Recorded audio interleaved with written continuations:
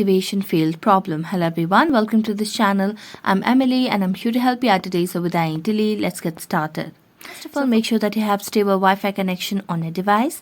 Next, launch the Play Store application and make sure that you have latest version of Viber application. Here you can see there's no option of update, which means we have the latest version of Viber application. Now go back to your home screen or just swipe up the app list over here and then make a long press on Viber application and then tap on app info.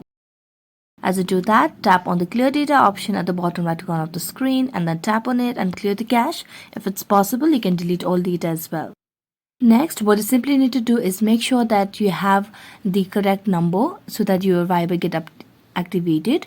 So you can just launch Viber, and if this does not fix the issue, you can just uninstall the Viber application and reinstall it via Play Store. So that's it. Thank you so much for watching this video and see you next time.